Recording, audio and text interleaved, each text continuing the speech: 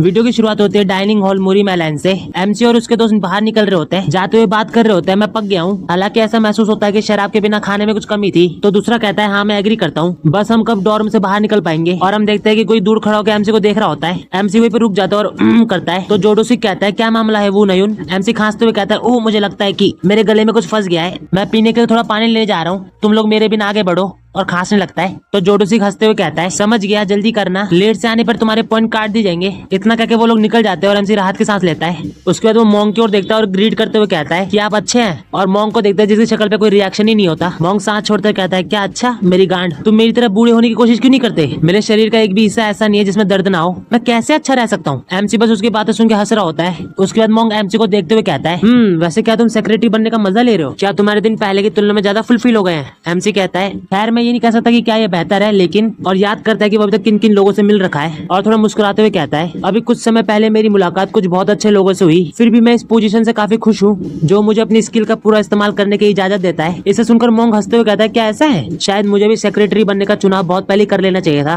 मुझे लगता है कि इसका मतलब है कि तुम अब क्राउचिंग ड्रैगन पवेलियन में नहीं आ रहे हो, है ना? एमसी कहता है मैं अपने अभी की सिचुएशन में खुश हूँ और यही वो रास्ता है जिसे मैंने अपने लिए चुना है। इसे सुनकर मोंग कहता है अगर मैं नहीं होता तो तुम यहाँ भी नहीं होते, तुम नॉर्थ सी के मामलों में इतनी गहराई से शामिल भी नहीं हुए हो। एमसी मन में कहता है मुझे हैरानी है कि क्या वो मुझे उस गंदगी में घसीटने के लिए जिम्मेदार महसूस करना चाहता है। और सांस छोड़ते हुए कहता है फिर भी मैं बच गया और अब ठीक हूँ। गलती करने वाले आप अकेले नहीं है और आपका शुक्रिया, मैंने एक बहुत ही इंपॉर्टेंट सबक सीखा। एमसी कहता है वो सब चीजें अतीत में है, हमें आगे बढ़ना चाहिए। मोंग कहता है क्या तुम इसके बारे में श्योर हो? हालांकि मैं शुक्रगुजार हूँ कि तुम मुझे धोखा देने के लिए मेरी बुराई नहीं कर रहे हो, लेकिन सबसे बुरा समय अभी आना बाकी है। एक आदमी के रूप में जिसने एक महिला का सबसे गहरा डार्क सीक्रेट सुना है, तुमको नहीं लगता कि तुमको जिम्मेदारी लेनी चाहिए? तो एमसी को याद आता है कि यंग लेडी ने उसके पास आके कुछ कहा था जो एमसी को समझ नहीं आया था। एमसी शर्माते हुए कहते हैं आपको कैसे है? तभी मोंग कहता है ओ तो उसने तुम्हें आखिरकार अपना सीक्रेट बता दिया। एमसी मन में कहता है उसने फिर से मुझे बेवकूफ बना दिया। और सामने कहता है उसका नाम ही उसका असली राज था। इसे सुनकर मोंग हंसते हुए कहता है हे भगवान, अगर तुम इसे अच्छी तरह से संभालते हो तो तुम नॉर्थ सी के सबसे खूबसूरत लड़की से शादी करने में कामयाब हो सकते हो। दूसरी ओर अगर तुम गड़बड़ करते हो तो पॉसिबल है तुम्हें छोटे छोटे टुकड़ों में काट दिया जाएगा। इसे सुनकर एमसी डर जाता है और मोंग कहता है अगर तुम नॉर्थ सी में जाना चाहते हो तो मुझे बताना और मैं तुम्हारे लिए इसका इंतजाम कर दूंगा। मैं तुम्हारा कम से कम इतना तो कर्जदार हूँ। एमसी कहता है मैं बेवकूफ हूँ। तभी एमसी के दिमाग में कुछ आता है और वो कहता है वैसे क्या आप किसी शांत जगह के बारे में जानते हैं जहाँ मैं भोर के शुरुआती घंटों में ट्रेनिंग ले सकता हूँ? मोंग कहता है डुएलिंग स्टेज के बारे में क्या ख्याल है? एमसी कहता है मैं ज्यादा प्राइवेसी वाली जगह पसंद करूंगा। मोंग कहता है क्या ऐसा है? हालांकि मुझे शक है कि कोई आपकी ओर झांकेगा। ठीक है, मैं जाके देखूंगा कि कौन सी जगह अवेलेबल है और बाद में तुम्हें बता दूंगा। एमसी खुश होते हुए कहता है आपका शुक्रिया। मोंग कहता है अब तुम मुझे शुक्रिया कह रहे हो? एक ट्रेनिंग ग्राउंड तुम्हें नॉर्थ सी की ब्यूटी से ज्यादा हैप्पी करता है? इसे सुनकर एमसी फिर से परेशान होता है। मोंग आगे कहता है और क्या तुम्हारे लिए मेरे साथ इतनी देर तक बात करना वाकई ठीक है? अभी भी मैंने कुछ सुना कि तुम्हें देर से आने पर डिमेरिट पॉइंट मिल रहे हैं। एमसी हैरान होकर कहता है ओ अब मैं इसके बारे में सोचता हूँ। और फिर झुक के कहता है मैं आपके रास्ते पर चलूंगा और वहाँ से भाग जाता है। एमसी भागते हुए कहता है ओ ने मुझे देर हो गई। और मोंग उसे देखते हुए कहता है इस बेवकूफ की आंखें और ज्यादा एक्साइटेड दिखती है, ऐसा लगता है कि उसने जीवन में अपना रास्ता तय कर लिया है। और उस डिटर्मिनेशन का अंत उन स्कैमर के चेहरे पर तमाचा था। हालांकि चीजें उस तरह नहीं होती जैसा कोई चाहता है। अगर वो मुरी मेलेंस नाम के मॉन्स्टर द्वारा निगला जाना नहीं चाहता है तो उसे सावधानी से चलने की जरूरत होगी।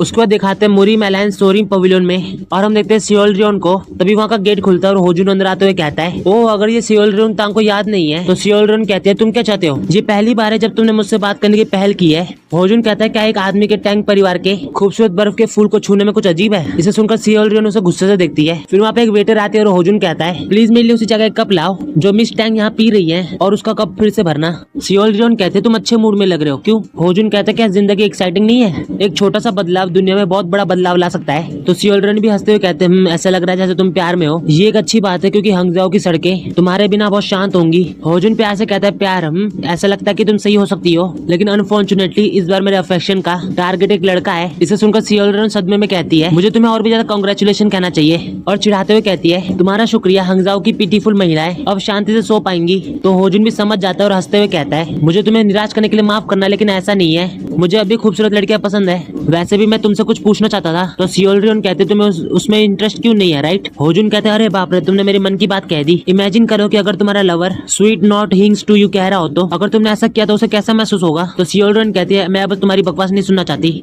होजुन कहता है इसीलिए तुम्हारा जवाब क्या है? सियोलरियन कहते हैं क्या तुम सच में सोचते हो कि मुझे कोई दिलचस्पी नहीं होगी? तो होजुन हैरान होता है, कहता है आखिरकार क्या तुम्हारा इंटरेस्ट है? तो सियोलरियन कहते हैं नहीं मैं नहीं हूँ, सिर्फ मैं उस आदमी से नफरत करने के अलावा कुछ नहीं कर सकती। होजुन हैरान होता है, कहते हैं नफरत? तो सियोलियन कहती है मुझे इसकी परवाह नहीं है कि वो स्वॉर्ड सेन का सक्सेसर है या कोई नॉर्मल स्कॉलर, क्योंकि सच्चाई ये है कि उसे डिवाइन मॉन्क के सक्सेसर के रूप में तैयार किया जा रहा है। दूसरे शब्दों में वो मुरीम अलायंस का फ्यूचर हेड है। होजुन कहता है क्या तुम यहाँ गन्नी उछाल रही हो? वो सिर्फ एक आदमी है और अगर तुम इसके बारे में सोचती हो तो हम मुरीम अलायंस के लेजिटिमेट सक्सेसर है, वो नहीं। सियोलियन कहती है ये बिल्कुल उसी तरह की आत्मसंतुष्टि है जिसके रिजल्ट में हमारी करंट सिचुएशन क्रिएट हुई है। एनालॉजी का इस्तेमाल करने के लिए डिवाइन मॉन्क हमारे माता पिता है जिनकी हमने लंबे समय से आज्ञा मानी है और उनका सम्मान किया है, लेकिन एक दिन वो माता पिता एक अजनबी को लाते हैं और उस इंसान को अपना सक्सेसर डिक्लेयर करते हैं। तो होजुन सीरियस होते हुए कहता है मुझे अब भी लग रहा है कि तुम इसे बहुत आगे ले जा रही हो। सियोलियन कहते हैं इसके बावजूद करंट में मुरीम अलायंस दो गुटों में बट गया है, एक जो डिवाइन मॉन्क को फॉलो करता है और दूसरा जो उसका विरोध करता है। मेरा दिमाग मुझे बता रहा है कि तुम किस तरफ हो। होजुन कहता है तो तुम्हारा क्या? सियोलियन कहते हैं मुझे पहले ये पक्का करना होगा कि क्या उस आदमी में स्वॉर्ड सेंटोर और डिवाइन मॉन्क दोनों को सक्सीड करने का पोटेंशियल है, और मैंने उसे टेस्ट करने के लिए एक परफेक्ट ओपोनेंट तैयार कर लिया है। इसे सुनकर होजुन चौंकते हुए कहता है रुको, ये नहीं हो सकता। तो सियोलियन कहते हैं मैं इस बातचीत को यही खत्म करूंगी। मैं पहले इन्वायरमेंट में बहुत ज्यादा खो चुकी हूँ और बहुत कुछ कह चुकी हूँ। ऑल्सो इससे कोई फर्क नहीं पड़ता कि तुम अपने टी बडी को कितना नापसंद करते हो। क्या एक ड्रिंक का ऑर्डर देना लेकिन एक भी सिप ना लेना रूड नहीं है? तो होजुन हंसते हुए कहता है सच में, लेकिन मुझे मेडिसिन पीना सच में पसंद नहीं है, स्पेशली तांग फैमिली द्वारा तैयार की गई मेडिसिन। ऑफ कोर्स ये एक अलग कहानी होगी अगर ये जहर तुमने खुद तैयार किया होगा मिस टैंग। इसे सुनकर वो गुस्से से देखती है और जाते हुए कहती है ऐसा कभी नहीं होगा, कभी नहीं। होजुन उसे जाते हुए देखता है और बाद में अपने मन में कहता है उसने परफेक्ट ओपोनेंट का जिक्र किया, लेकिन सिर्फ वही लोग हैं जो स्वॉर्ड सेंट और डिवाइन मॉन्क का मुकाबला कर सकते हैं। दूसरे 5 हेवनली सॉवरेजन्स नया ये इम्पॉसिबल है। शिन शिफ्ट होता है 1 महीने बाद मेन हॉल मुरीम अलायंस में। रियून जेगल कहता है ये सब हमारे प्लान के लिए है, कोई ऑब्जेक्शन? तो कोई कुछ नहीं कहता और वो आगे कहता है अगर नहीं तो हम और ज्यादा ब्रांचेस बनाएंगे, मुरीम अलायंस को एक्सपेंड करना शुरू करेंगे। क्या किसी के पास ऐड करने के लिए कुछ और है? नहीं तो मैं इस मीटिंग को खत्म, इतना ही कहता है। तभी सियोलियन कहती है मेरे पास एक सजेशन है, हमें स्वॉर्ड सेन के सक्सेसर को एक्सपेल कर देना चाहिए। नहीं, स्वॉर्ड सेन मुरीम अलायंस का इलेजिटिमेट सक्सेसर है।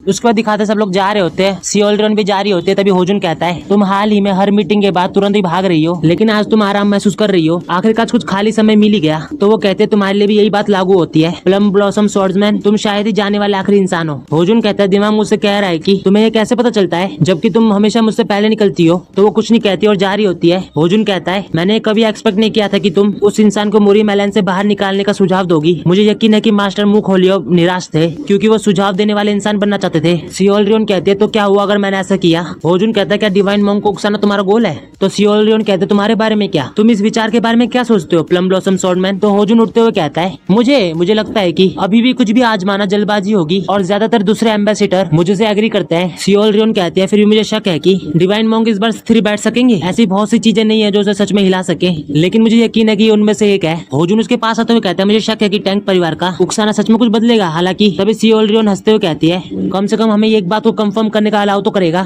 स्वॉर्ड सेन के सक्सेसर की ताकत। क्या तुम ये जानकर एक्साइटेड नहीं होते कि तुम्हारे प्यारे नए सेक्रेटरी को कुछ मुश्किल समय का सामना करना पड़ेगा?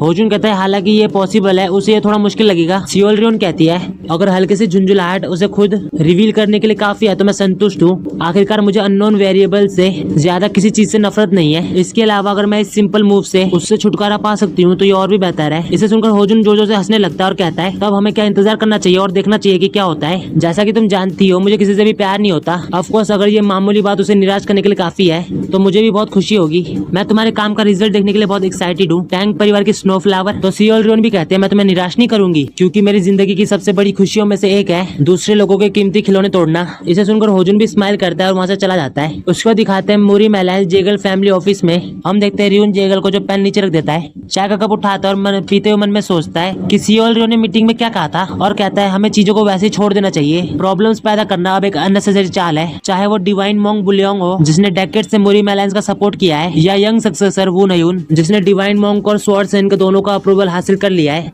उन्हें तस्वीर से बाहर निकालना आसान नहीं होगा अगर एन मौके पर वो सफल हो जाती है। मुझे हैरान है कि टैंक फैमिली क्या प्लानिंग बना रहा है, फिर भी अगर वो उसकी ताकत की पुष्टि कर रही है तो ये कोई बड़ी बात नहीं होनी चाहिए। और वो एक बुक निकालता है पर्सनल इन्फॉर्मेशन सेक्रेटरी वू नयून और पढ़ते हुए कहता है उसका बैकग्राउंड बहुत ऑर्डिनरी है। हालांकि उसने एक डेकेड से ज्यादा समय तक फॉरबिडन पैलेस में काम किया। उनके काम को क्लासिफाई किया गया है। जहाँ तक सेक्रेटरी एग्जाम के वैलेडिक्टोरियन के बाहर आने की बात है तो ये पता लगाना आसान होना चाहिए कि क्या उसने नकल की है। और एक लेटर को देखते हुए कहता है क्या ये उसके एग्जाम ऐसे की ट्रांसक्रिप्ट है? और पढ़ते हुए कहता है ये अच्छा आंसर है। और ऐसा लगता है जैसे वो स्वॉर्ड चलान जानता है। उसकी पावर को कंफर्म करने का सबसे अच्छा तरीका है उससे किसी से लड़ना, लेकिन अगर हम इसे पब्लिक के सामने करते हैं तो हम पूरे मुरीम का ध्यान आकर्षित करेंगे। अगर वो एक फाइट हार गया तो उसकी रेपुटेशन खत्म हो जाएगी। फिर भी यह आंसर क्या वो बेसिक बातों के लिए कुछ ज्यादा ही लॉयल नहीं है? बेशक एक मास्टर स्किल्स और पावरफुल पावरफुल क्यूआई के साथ वो सिर्फ बेसिक बातों का इस्तेमाल करके ज्यादातर तकनीकों को आसानी से खत्म कर सकते हैं। कागज पर तो ये सब ठीक ठाक लगता है, लेकिन सच में सिर्फ बहुत सारी बेसिक मूव्स हैं। बेपरवाह स्वॉर्ड सेन का सक्सेसर कितनी अच्छी तरह से बेसिक मूवमेंट को जोड़ता है, ये कभी भी एक सच्ची हाई क्लास टेक्निक का मुकाबला नहीं करेगा। ये पक्के रूप से यूजर की ताकत साबित करेगा, लेकिन इससे टेक्निक बेहतर नहीं हो सकती। मैंने सुना है कि वो हर सुबह क्राउचिंग ड्रैगन पवेलियन के पीछे ट्रेनिंग लेता है। क्या वो हमारे मुरी मेलेंस को नीचे देख रहा है? हालांकि ये सच है कि कुछ लोग उस एरिया में घूमते हैं, ये जीरो नहीं है। क्या वो अपनी मार्शल आर्ट को दूसरे साइड को रिवील करने में कोई परेशानी नहीं है? उसके बाद वो एक अटेंडेंट को बुलाता है और वो आदमी आते हुए कहता है, आप मुझे बुला रहे थे सर? जेगल कहता है, किसी भी सर्वेंट से कहो कि मेरे लिए एक न्यू कप ऑफ टी तैयार करे और फिर एडमिनिस्ट्रेशन डिपार्टमेंट से सेक्रेटरी वो नहीं उनके डॉक्यूमेंट को रिट्रीव करो। तो वो आदमी कहता है कि आपके पास पहले से ही वो डॉक्यूमेंट नहीं है?